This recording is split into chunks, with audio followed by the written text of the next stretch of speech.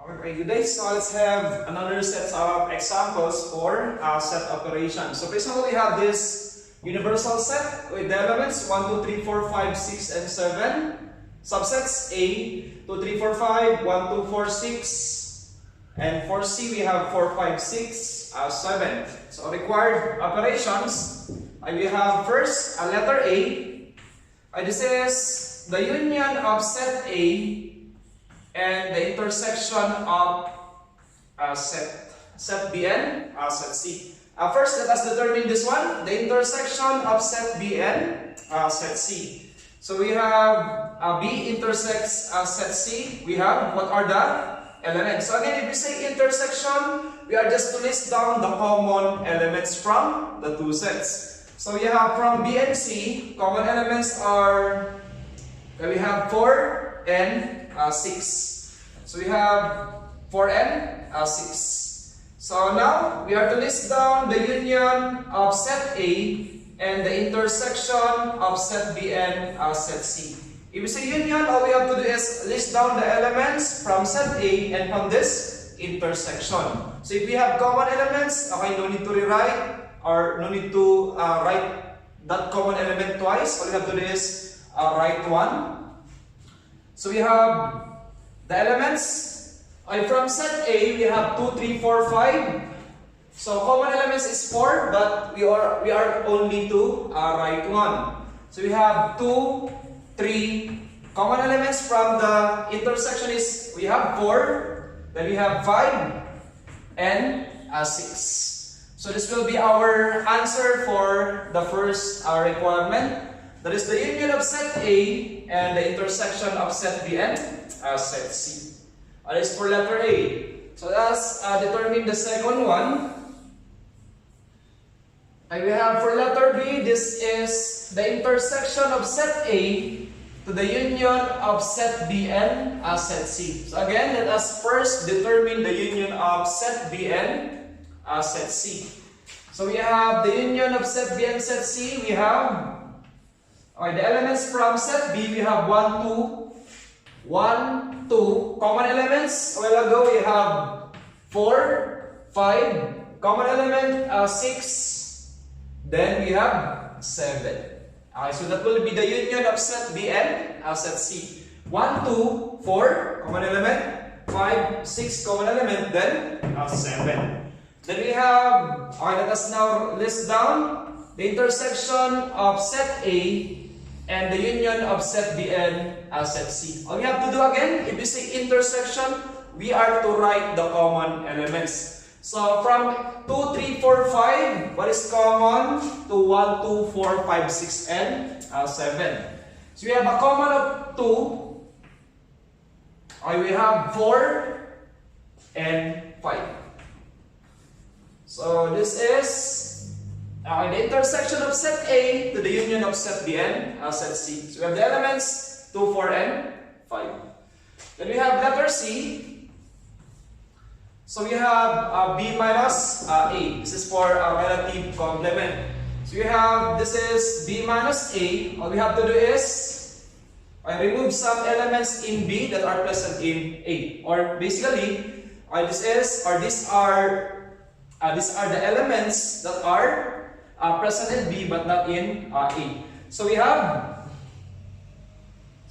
1, 2, 4, 6. What are the common elements that are we going to remove? So we have only, I think, 2 and 4. So 1, 2, 4, 6, 2, 3, 4, 5. So we are to remove the common elements. That is 2 and 4. So which means, B minus A, we have only 1 and 6. So these are the elements in B that are not in A. So as you can see, no need to rewrite 5 and, no need to rewrite 5 and 3. We are just dealing with the elements present in B that are not in A. Then we have, lastly, we have letter D. For letter D, this is the union of set A as letter D. This one. So for letter D, this is A minus B intersects set C. So let us first determine what is the equivalent of A minus B. So what are the elements in A that are not present in B? So we have that is 2, 3, 4, 5. So therefore, again, we are just to remove the common elements from set A and set B. Then we are to list down what are the remaining elements in A. So we have that is 2, then 4. Remaining elements in A, we have 3 and 5. So these are the elements in A that are not in B. Then we have intersection. This is A minus B intersects set C. So what are the common elements from this A minus B to set C? What is our set C? 4, 5, 6, and 7. So the only common element, we have only 5. So our answer for letter D, this is a unit set. We have the element 5. So this will be our answer. Okay, so those are our answers for the required for A, for B. This is for C.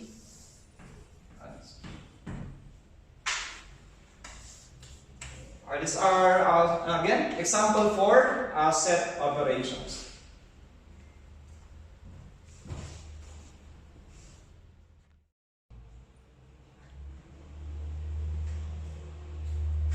So let's have one application of set operations. That is how we segregate data. So one way to segregate or yes to arrange our sets is by use of a graphical representation. That is, we have the Venn diagram. So we are to use geometrical figures to present the sets. Close geometrical figures. So let's have this problem. The following data covering 1,000 engineering students were taken from the records of the registrar at the end of a semester. Each student has taken at least one of the subjects. 631 students passed math, 572 students passed physics, 733 students passed chemistry, 333 students passed math and physics, 480 students passed math and chemistry, 416 students passed physics and chemistry, then 272 students passed the 3 subjects. So the 3 subjects will be having a common value. So how do we represent those data using Venn diagram? So before we answer those questions, let us first establish our Venn diagram.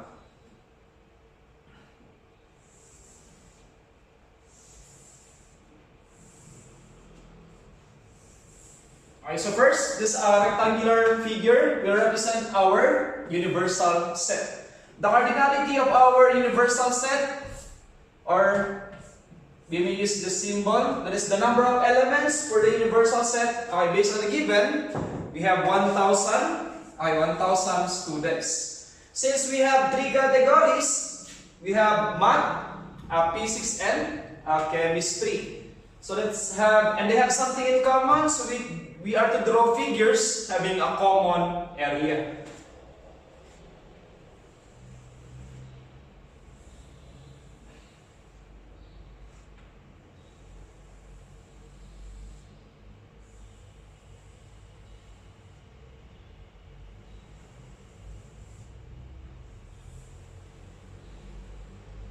So you can use any shape as long as it is a closed figure.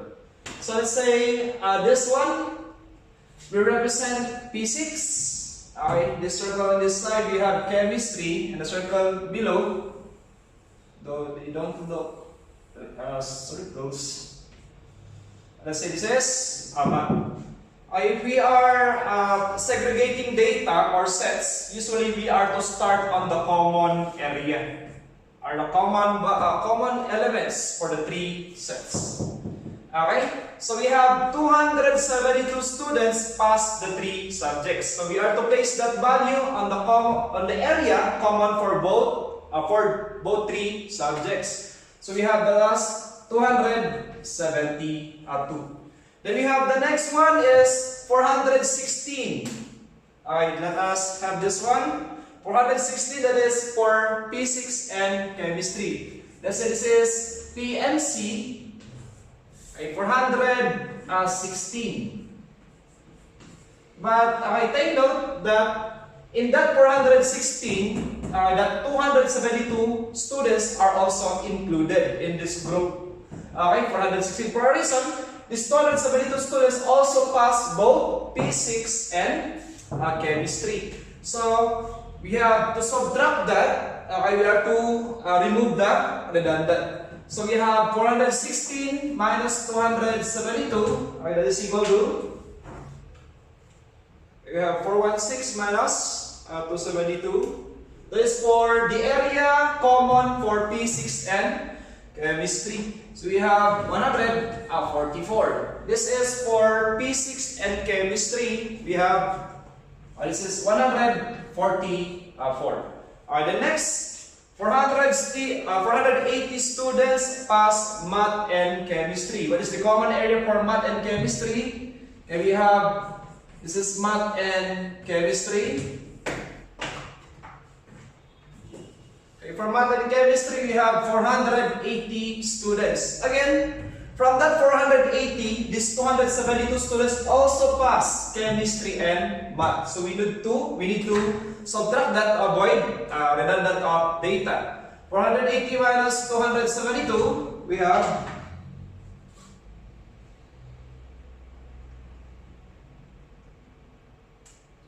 we have 200. This is 208 students. So that is for math and chemistry, we have 208. Okay, the next, we have 330 students for math and physics.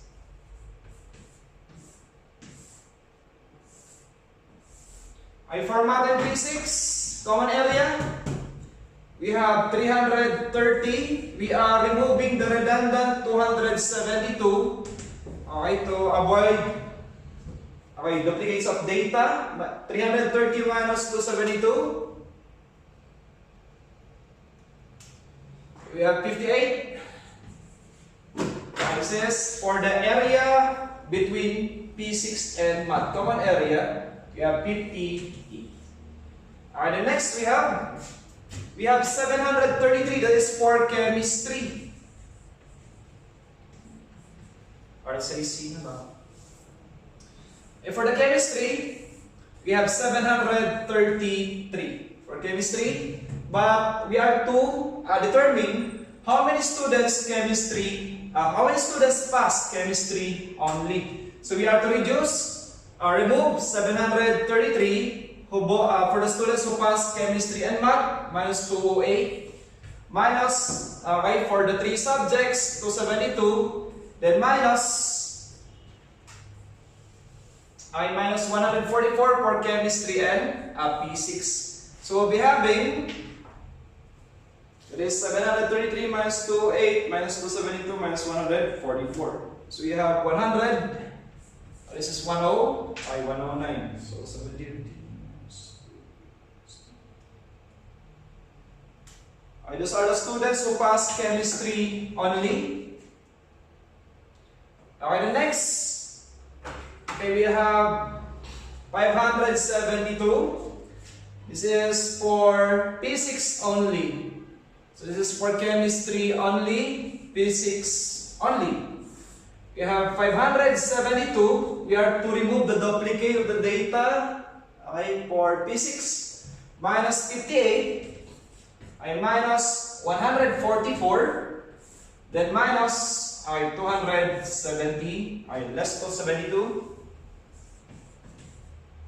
So we have that value as 572 minus 58 minus 144 minus 270. So we have 98 students who pass the physics only. So we place that. Okay, for chemistry only, we have 109. For physics, this is 98. Okay, for math only. So for math, we have 631. So let's say this is for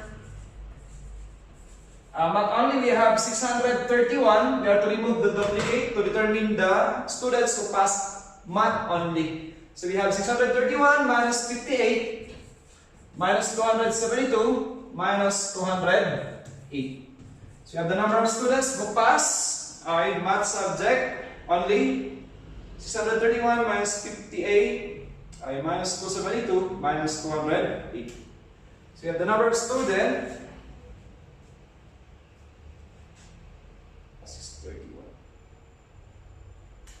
Equal to 90, this is 93. So we place that here. Okay, 93. So as you can see, let us check. We have the cardinality of the universal set to be 1,000 students. Let us check if the summation of these elements inside of these three sets is equal to 1,000. So we have, that is 98 plus 144 plus 109 plus 58 plus 272 plus 208 plus 93. So as you can see, the sum of all elements inside this three sets is only 982. And therefore, if we are to subtract that, we have 18. 1,000 less 982 is 18. These 18 students, did not pass any of the three subjects. So where do we place this 18 in our universal set? We just place it outside. Okay? We place these 18 students outside the three sets, but still inside our universal set to complete the cardinality of 1,000. These are the values per set per elements of the values per set of the elements. So let us now answer the questions after establishing our Venn diagram.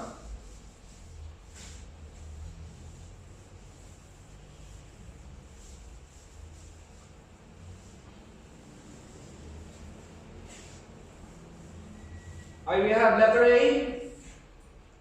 So how many pass chemistry and P6 but not math? So we are only dealing with the students who pass P6 and chemistry but did not pass math.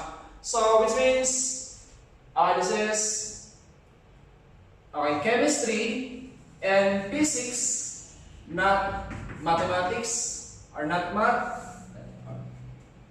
We just write our answer. How many students pass chemistry and P6 but not math? So, students who pass P6, 98. Students who pass chemistry is 109. But we are dealing with the students who pass chemistry and P6 at the same time. That is, we have 144 students. 144 students who pass both P6 and chemistry. Okay? Then we have letter B. Is the question, how many pass math and P6 but not chemistry? Similar to A, so we are looking for the students who pass math and P6 but not chemistry. We have, this is 58 students. And letter C, how many pass math and chemistry but not P6? We have math and chemistry but not P6. So which means students who pass both math and chemistry. We have 208 students. Then we have letter D. So for letter D, how many pass math only? So we have a total of 631 students pass math, but if we are only dealing with the student who passed math only, that is the 93 students. Then we have letter E. We have two last questions. How many did not pass any of the subjects? So how many did not pass any of the subject? So these are the elements outside the three subjects. That is the 18. We have 18 students. And lastly, we have F. So how many pass exactly one subject? So we have three subjects here, or letter F. exactly one subject. So how about P6 only? For P6 only, we have 98. For chemistry only, we have 109. And lastly, for math only, so we have 93. So these are the these are the numbers of the students who passed one subject only. We need to determine the summation. So we have 98 plus 109. Yes, 98 plus 109 plus 93. So a total of we have 300 students. Okay, so this is our example for Venn diagram. How do we segregate data or elements of sets?